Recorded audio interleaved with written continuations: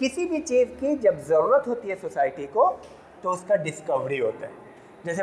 जैसे मान लिया पहले लोग हाथ से पंखा झलते थे, हैंड फैन जानते हैं ना, लेकिन अब फैन आ गया, लेकिन लाइट कटने पे तो उसका सहारा लेते हैं। तो आप ये बताइए कि ऐसा क्यों?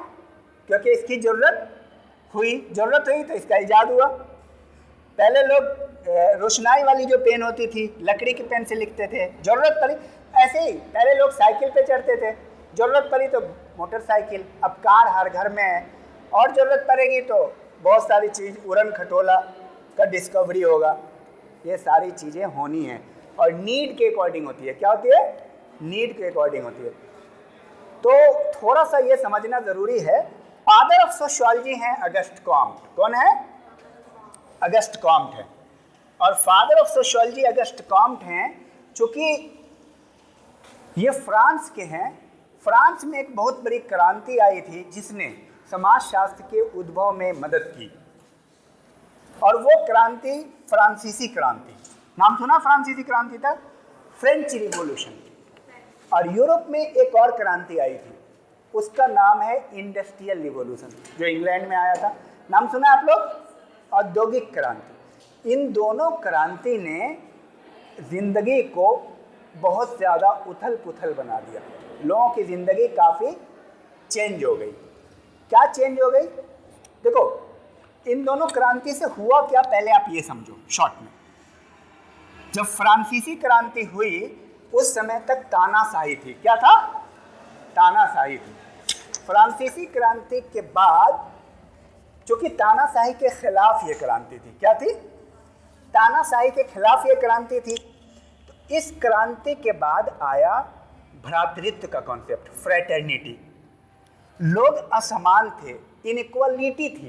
तो उसके बाद कॉन्सेप्ट आया इक्वालिटी का, कि नहीं भाई, राजा को नहीं मानता हूं मैं, हम सब बराबर, सारी प्रजा। तब नागरिक का कॉन्सेप्ट आया, समानता। और तब एक और कॉन्सेप्ट आया, क्योंकि सब लोग गुलाम थे, स्वतंत्रता का कॉन्सेप्ट आया, लिबर्टी। कि नहीं भाई, सब लोगों के पास 2 हाथ है, 2 पांव है, और सब लोग आज़ाद हैं आज के डेट में। ना कोई राजा, ना कोई प्रजा, सब नागरिक। वहीं से कॉन्सेप्ट आया। तो अब इस कॉन्सेप्ट के आने के बाद एक ऐसा आदमी जो गुलाम रहा होगा, गरीब रहा होगा और बहुत परेशान रहा होगा, लिबर्टी नहीं थी, इक्वलिटी नहीं थी, असमान महसूस कर रहा, उसको कितनी खुशी हुई होगी। और हर आदमी एकदम उछल जाता होगा कि राजा के बराबर, तो गजब बात हो गया। सोच नहीं सकते थे तब। आज तो आप लोकतंत्र में रह रहे हो, उस समय सोच नहीं सकते थे, ऐसी इनइक्वालिटी थी। मतलब राजा आ रहा है तो भाई भाग जाओ, राजा को परछाई नहीं पड़नी चाहिए। 100-200 साल पहले भारत में ऐसी जातिवाद के बारे में आपने बहुत कुछ सुना होगा। तो इस द्वंद्व से सोसाइटी गुजर रही थी। तो पॉलिटिकल सिस्टम तो एकदम कोलैप्स हो गया ना, हर तरफ से टूट गया। कोई किसी की बात ही नहीं मान रहा। भाई राजा है मेन ना, राजा की बात तो मान ही नहीं रहा, उसको गद्दी से उतार दिया। तो पॉलिटिकल सिस्टम कहाँ गया? भीड़ में, सब भीड़ में हो गया ना, भगदड़ मच गई। सोसाइटी का सिस्टम एकदम खत्म हो गया, अनऑर्गेनाइज हो गया। अब ऐसे सोचो ना कि तुम्हारा जो टेबल है ना घर का, घर के टेबल में चार जो उसके ये होते पांव होते हैं टेबल के, उसमें 3 में घुन लग गया, घुन। और एक जो है ना आधा टूट के एक दिन गिर गया, और अगले दिन एक और थोड़ा सा टूट के गिर गया। और उस पर कौन पढ़ सकता है? अगर कुछ लिखना चाहो तो लिख पाओगे? लिखोगे एक तो लिखाएगा 2। समझ में आ रही बात? तो सिस्टम कैसा खराब हो गया होगा, जस्ट इमेजिन करो। तो वो हालत हुई। और उसी तरह इंडस्ट्रियलाइजेशन आया। औद्योगिक क्रांति में क्या हुआ? उद्योगों की स्थापना हुई। उद्योग की स्थापना का मतलब बड़े बड़े उद्योग, मशीनों के द्वारा अब उत्पादन शुरू हो गया। तो जब मशीनों के द्वारा उत्पादन शुरू होगा तो होगा क्या? जहां एक औरत 15 दिन में एक स्वेटर बुनती थी, अब एक मशीन एक दिन में 500 स्वेटर बुन रहा है। अब क्या होगा? मार्केट डेवलप हुआ। पहले तो मार्केट नहीं डेवलप हो सकता था ना भाई। मैंने स्वेटर बुना तो कितने दिन में, 15 दिन में एक स्वेटर बुनेंगे तो मार्केट लगेगी इसकी। भाई है ही नहीं माल, तो मार्केट की जरूरत ही नहीं है। अब वो किसी की बुआ ने कह रखा है कि उसको स्वेटर चाहिए और स्वेटर के बदले में वो 5 किलो दही देगी। एक्सचेंज, विनिमय सिद्धांत था। तो सिस्टम कितना सरल था उस समय। अब उत्पादन बहुत बढ़ गया, तो उत्पादन बढ़ गया तो मार्केट चाहिए, तो हर आदमी को स्वेटर चाहिए। तो जिसको बहुत दूध था, जिसने एक भैंस पाल रखा था उसने 5 पाल लिया, और किसी ने हर चीज की इंडस्ट्री लगनी शुरू हो गई। अब कुर्सी बनना शुरू हो गया, हर चीज का सुई बनना शुरू हो गया, हर चीज बनना शुरू हो गया उद्योगों से, मशीन से। अब प्रोडक्शन देखो कितनी हाई फाई हुई होगी भाई। पंखे का आविष्कार हुआ, अब पंखे का आविष्कार हुआ तो हर घर में पंखे की जरूरत है कि नहीं? तो हर घर में पंखे की जरूरत है, तो पंखा मशीनों से बनने लगे, और पंखा जब मशीनों से बनने लगे तो इंडस्ट्रियलाइजेशन हुआ, उत्पादन बढ़े। तो अब ये देखो कैसे कैसे लोगों को प्रभावित किया। वहाँ काम करने के लिए मजदूर चाहिए, मैनेजमेंट के लिए मैनेजर चाहिए, इतने सारे लोग चाहिए, सब गांव से जा रहे हैं नौकरी करने, लोगों की जरूरत थी। पहली बार लोगों ने घर छोड़ करके सबको इंडस्ट्री में जाना था, क्योंकि इंडस्ट्री वाले ने कहा था कि हम तुमको पैसा देंगे। पहली बार पैसा का कॉन्सेप्ट आया कि नहीं भैया, क्या करें, दही के बदले स्वेटर नहीं, तुम काम करो और काम के बदले तुमको इतना रुपया देंगे। रुपया तो बहुत बड़ी, ये तो भाई उस समय मतलब राजा महाराजा के पास ही हुआ करते थे। हमारे पास तो क्या था भाई, 4 आम का पेड़ है और आम है, और आम के बदले किसी से गेहूं ले लिया, किसी से चावल ले लिया, भाई यही चीज था। तो क्या हुआ, सिस्टम पूरा चेंज हो गया। हर आदमी क्या कर रहा था कि नौकरी करने जाता बाहर, और नौकरी करने वाले के साथ दुविधा की, अब फैमिली को छोड़ना, फैमिली टूट रही है, जॉइंट फैमिली खत्म हो रही है। क्योंकि भाई जिसके 3 बेटे हैं, तीनों बेटे निकल गए, उनकी पत्नियां हैं तो पत्नी घर में रह गई, मतलब ब्रेक डाउन। पापा का भी मन कर रहा है तो वो भी चले गए जॉब करने, तो इधर घर पे बहुत कम लोग रहे। अभी तो बहुत एडवांस हो गया ना सोसाइटी, अभी तो देखो लड़कियां भी जॉब कर रही है, सब चीज़ें। तो वहाँ जो गांव में थे वहाँ भी वो लोग कहेंगे अरे कैसा अधर्मी है, गांव घर छोड़ के जा रहा है। पहले तो गांव छोड़ के जाना भी अधर्म था। कितनी चीजें ब्रेक डाउन हो रही है, कितना लोग, मतलब पहली बार तुम्हारे गांव से कोई जॉब करने पहली बार गया और सुने ही नहीं हो कि जाया जाता है, तो उसको तो सब अधर्मी कहेगा ना। अरे यार कितना लालची है, अरे रूखी सूखी रोटी खाएंगे और आराम से रहेंगे, कंपनी वाले बोले हैं कि इसको नौकरी में रखेंगे, अब पैसा देंगे, पैसा का लालची कहीं का चला गया है सर नौकरी करने। नौकरी का नया कंसेप्ट आया, नौकरी तो था ही नहीं, वो तो गुलामी थी। वो तो ये था ना कि भाई जजमानी पर था, जजमान के यहाँ जाना है, हम लोग नौकरी करेंगे, हम तो जजमान के यहाँ जाते हैं, है कि नहीं, अपने जजमान फलाने हैं, यही था ना। नौकरी तो बहुत घटिया चीज है। उनका बेटा सुरेशवा चला गया है बॉम्बे में जॉब करने, तो कितना गलत है, धर्म टूट गया। वहाँ सुनते हैं कि भाई सभी जाति के लोग एक के साथ बैठते हैं, अब सुरेश आएगा गांव में तो उसको एंट्री नहीं है, या वो उधरे रहेगा, उसका पूरा बाइकाट किया जाएगा।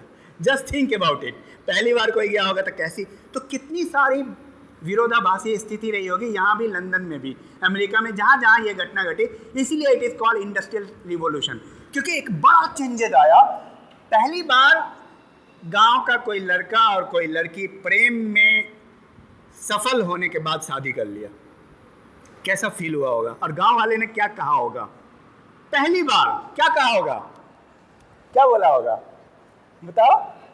गांव वाले क्या बोलेंगे पहली बार जब ये घटना, कहेंगे कि कितना बड़ा पाप हो गया, नहीं, और वो दोनों जा करके नहीं कहेंगे कि बहुत बड़ा पाप हो गया, गांव में बच्चे ने शादी कर ली। ये तो ये रहा। ऐसे ही वक्त में अब तक सोशियोलॉजी का उद्भव नहीं था।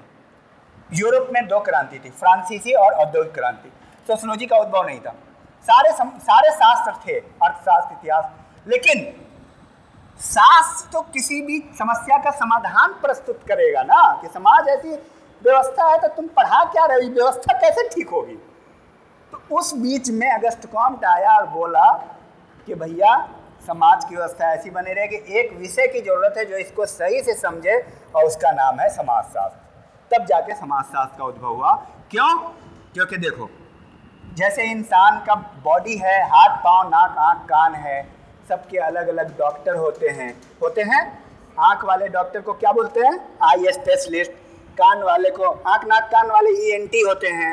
उसी तरह मान लो आर्थ्रोपेडिक होता है जो पाँव का इलाज करता है, और फिजियोलॉजिस्ट होता है।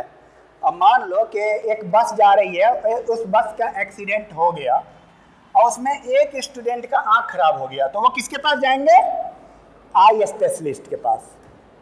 और एक स्टूडेंट के ब्रेन में चोट लग गया, किसके पास जाएंगे? हाँ, साइकेट्रिस्ट या साइकोलॉजी, ब्रेन स्पेशलिस्ट के पास, ठीक है।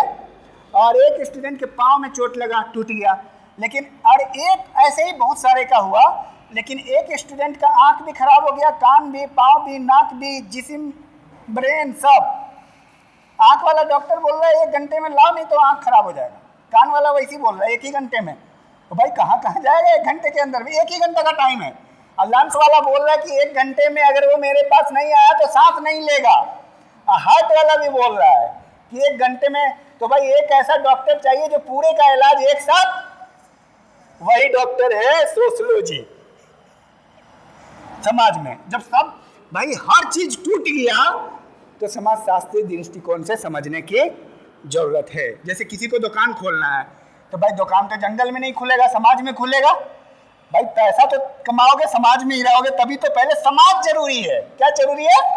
समाज। अरे फिजिक्स तो बाद में पढ़ेंगे ना, मम्मी पापा भाई बहन होंगे, पहले बच्चा होगा, फैमिली होगा, उसके बाद में स्कूल और कॉलेज जाएगा। तो ये फैमिली क्या है? सोशियोलॉजी, समझ रहे? तो सोसाइटी को बेसिक रूप से अगर तुम नहीं समझोगे, सोशियोलॉजी में ही तो पढ़ते हैं, परिवार, विवाह, नातेदारी, धर्म। अगर भाई पहले घर होगा, मम्मी पापा होंगे, बाद में पढ़ोगे बल, शक्ति, ऊर्जा। पहले तो बोलोगे पापा पापा। पापा क्या है? समाजशास्त्र। मम्मी क्या है? मम्मी क्या है? अगर मम्मी अर्थशास्त्र है कि समाजशास्त्र है कि राजनीति शास्त्र है? समाजशास्त्र का हिस्सा है ना वो। तो पहले तो समाज को सही से समझोगे तभी आगे काम होगा। तो अगस्ट कॉम्ट ने कहा एक ऐसे शास्त्र की जरूरत है जो समाज का सही से संपूर्ण अध्ययन करे और बताए कि भाई कैसे कैसे इसको ठीक करना है, प्रगति करना है। तब जाकर के सोशियोलॉजी का इमरजेंस हुआ 1798 में अगस्ट कॉम्ट के द्वारा। इतनी बात समझ में आ गई? यही था सोशियोलॉजी का बैकग्राउंड। चूँकि वीडियो को मैं लंबी नहीं करना चाह रहा हूँ और आप सब लोग जो है इसको लाइक ज़रूर करेंगे, और आपको कोई क्वेश्चन है तो कमेंट ज़रूर कीजिएगा। मतलब ये आप लोगों की जिम्मेदारी है।